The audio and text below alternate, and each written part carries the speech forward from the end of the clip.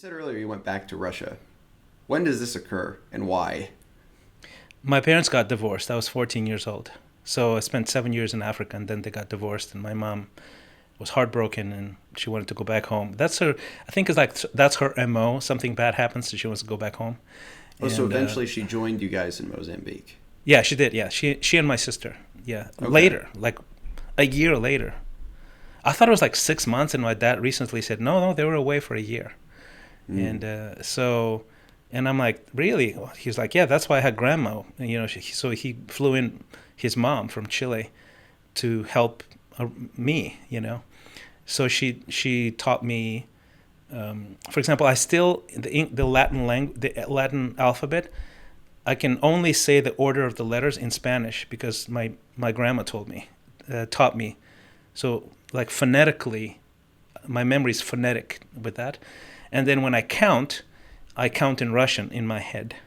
Uh, Oh, so yeah, I was at the gym like this. I discovered that maybe 2 3 years ago. I was at the gym, and I was doing squats in my headset, and then this young man shows up, and he goes, sort of nods, and I'm like, "Hey, what's up?" And he goes, "Are you Russian?" I'm like, "How do you know?" Like, I don't look Russian. I'm Latin. I look Latin. He goes, "Oh, you're counting in Russian," and I'm like, "Really? Oh my gosh, I didn't realize that." So yeah. It's it, funny how these things sort of anchor themselves. yeah. If it's not too personal, I'm curious what was the reason behind your parents' divorce since you think going through Marxism, concentration camp, UN, basically a prison, Yeah, traveling the world, Soviet Russia. there was a civil war I didn't mention in Mozambique, like 1 year in when we came. Oh my So, God. so we had bombings. We had bombings in the city. We saw planes shot from the sky, like literally saw like a South African spy plane shot literally before our eyes over the Bay of Mozambique, and we just into the water. Wow. I would Uh, think you'd be trauma bonded for life. as that's the thing, and what I've discovered is that these things, when you're a kid, they don't take as much, but the divorce will. So, like a military coup won't break you, a civil war won't break you, but a divorce will. And Mm. that's what happened. Yeah, my dad cheated essentially, and he found a lover, and the reason for it, she was away. My mom had some health issues when we went back to Russia and stayed away for too long. I think, not that it's an excuse, right, for cheating, but she was away for a long time, and he just found somebody, and it was pretty traumatizing. Yeah. Okay. And then it was after this divorce that your mother goes back to Russia. And you went with her? Yeah, my sister and I, we both Okay. went. And so we end up basically back in the cold, gray Soviet reality. We had like a one-bedroom apartment for the three of us, and I slept in the kitchen for years. And I had a pull-out chair, not even a pull-out couch, a pull-out chair in the kitchen. I had like a little. You remember those? It's not a curtain, but it's like these little beads, like a Yeah. separator. That if you Yeah, I hit had them the wrong way, they fall off. Yeah, I had one of those like that's my only privacy that I had at the time. So yeah, that's where I slept. I slept in the kitchen. My sister slept in the living room, and then my mom slept in the bedroom. Okay. But you weren't getting sick anymore. You mentioned that earlier. No, no, I was Okay. healthy. Mm-mm. Was it your choice to go back, or were you just sort of forced to go back? We were both really hurt by my father's infidelity. So Mm. yes, it was. Uh huh. I can understand that. Yeah, So, how old were you at this point? it's 14. 14. Okay. Mm-hmm. What happens between? Because I know it's this era in your life that you would a little bit later get into music. So, Yeah. So the backstory is that I was musical in Chile. My dad and mom, I had this beautiful tone, like a singing voice. So my mom and dad, guests would come over, and they were like, "Okay, Christian, come out here. Can you sing a song for us?" And I would just sing something a cappella, and everybody loved it. And it was like an early seed of that. Then in Mozambique, we had this little Chilean choir, and we would rehearse these Latin American classics, Brazil, Argentina, whatever, that whole area. and we would perform for people. We performed for the first president of Mozambique. His name is Samora Machel. He was like this Marxist guy wearing like he was like a black Fidel Castro type thing. Like he had the uniform and everything, and so I have photos with him, and we were singing to him, and that sort of it was sort of this thing in the backdrop. And when we were in Moscow, I got into breakdancing, and it was also underground, like completely. There were maybe there were 100 of us in the whole country who did that, and we would rehearse in these, these really bad conditions, like in literally underground, right? In like old Soviet buildings. Somebody gave us a corner to rehearse, and that sort of developed and merged, and it was sort of this very almost like this mosaic coming together. I got into music business books, and I would read biographies of musicians, and I get access to music. Behind the Iron Curtain, it wasn't easy, but I had the privilege of getting out because I had a double citizenship. If you're a Soviet citizen, you have to ask permission, and you can't go to the West. Period, unless you're a diplomat or a KGB agent, right? So, but I could. So we would go to East Germany, cross over to West Germany, and go back, and that's how we made our living. Because we would cross over, and we would buy like VCRs and computers, and would sell them like 10x back in the back market. And at the time, yeah, and it was all illegal, right? So entrepreneurship was completely illegal, but that's what we'd do. And it was like two teenagers. My mom couldn't cross over, so it was two kids crossing over with hard currency. And hard currency is hard to get out of the country, so you have to buy it in the black market. And we would take a train, and it was illegal to possess above a certain time, especially if it was unsanctioned exchange, right? So there was a limit to how much you can exchange legally, and it was nothing, very close to nothing. But we had way more because we needed to buy merchandise. So we would sew a bunch of bills into the pillow of a train.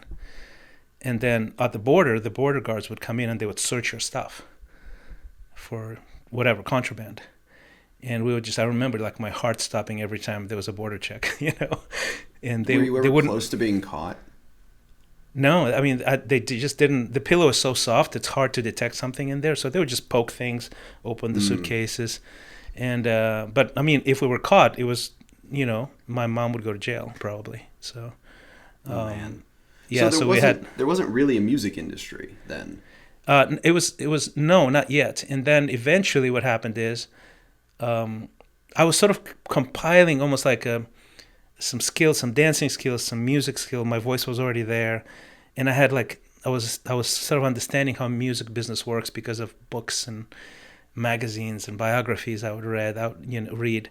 So I sort of formed this idea, and I was actually going to school to study economics. And halfway through school, I was like, man, I really want to do music, but there was no show business there.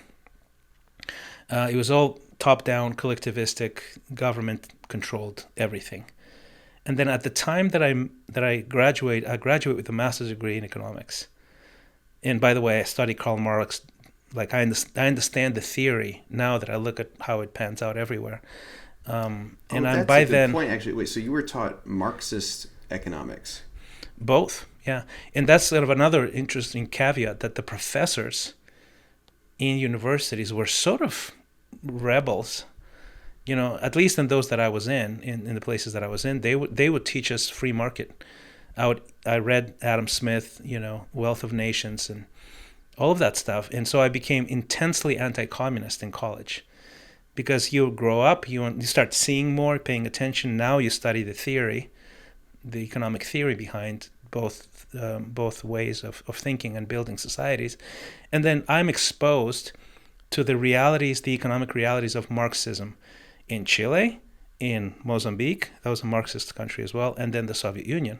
So you sort of put those things together and you develop a very, very crisp understanding of how things work and what an evil system the whole thing is, Not to mention you had a little bit of experience with Germany, which you said was much freer. Oh yeah, it was West Germany. It was just prosperous, the prosperous West. I had a taste of that, and I would travel as well as a kid, so I saw more, and I was intensely anti-communist by the time I was in college. In my college, the irony of it, right, is that the Friendship University was specifically designed to train third world leaders in the Marxist ways, right? Specifically designed. So all these Palestinians, people from Cambodia, from Chile, from other places, Peru, they were all ideologically aligned, and they were trained to be sent back and promote the cause. And I was the guy who was contrarian. Like I wore dreads, I breakdanced. I'm like completely don't fit into the description of a friendly sort of aligned sort of personality. And somebody told me literally recently, I was reconnecting with a college friend, and I was told that behind my back they would call me capitalist, and it was meant as a derogatory term at the time, but I would have considered it a compliment even then, because I was like, this is terrible, So Yeah. this is horrible, and I did not hide it at all, and I was very very much a contrarian, rebellious kind of personality, and basically capitalist free market. I think almost like fundamentally it was sort of the formation of somebody who became, I think in essence mostly a libertarian, and it was not by theory or thought or reading, but experiencing, right, certain things. So that's kind of, I think it gives you a deeper imprint, so to say. So yeah, and basically when I graduated, I literally graduated with a master's in economics in 1991. This is the very year that the Soviet Union collapses. What was that like being inside at the time? Like, what did you know about the collapse, or did you even understand what was happening? I did, yeah. I mean, I was there. I saw there was an attempted coup. Again, we saw tanks in the streets, snipers on high rises around the Red Square. I had friends who were killed by snipers. There were barricades, and I really wanted to go to the barricades, and my mom just freaked out on me, and she basically stopped me from going. And I'm like, all right, I don't want to give her a heart attack. And I still sort of debate whether I would have liked it or not. I think I would have, honestly. I'd like to be there just for the historic significance of the moment. But people did get killed, in those barricades. So, who knows? Maybe she saved my life. But we saw those things, and it was chaos. And the mafia, I mean, in the vacuum of power, mafia became. They were everywhere. It was just normal. To be a member of the mafia was a profession. Like, who is this guy? Oh, he's in the mafia. Okay, good. Like you wouldn't even blink. This is just normal. So the vacuum was filled with all kinds of unsavory things and people, and there were shootings and stuff like that. And but also became actually free. So it was actually free market in the most raw, chaotic sort of way, where nothing is established, right? So obviously there's no rules, right? So people there were millions and millions who were just barely scraping by, like, with food, because the infrastructure got completely disrupted. So the supply chain that was built around a socialist empire was completely destroyed. So there were big cities in the Soviet Union that were days away from actual famine. And then on the other side of the spectrum, especially people in my circles who were young, ambitious, educated, economics majors, they're becoming millionaires overnight. Like, fortunes were made that were just unfathomable. By exploiting the situation and the system. Yeah, because they privatized whole industries. And then the way they privatized it, basically placing them into private hands, was corrupt as well, right? So there were loopholes. So if you knew the loophole and you knew how to get access to the thing, I mean, people literally became owners of mines, and you know, like, I mean, they were selling tanks and planes left and right. It was just I think there was a book called The Sale of the Century, which is about the era of just the massive redistribution.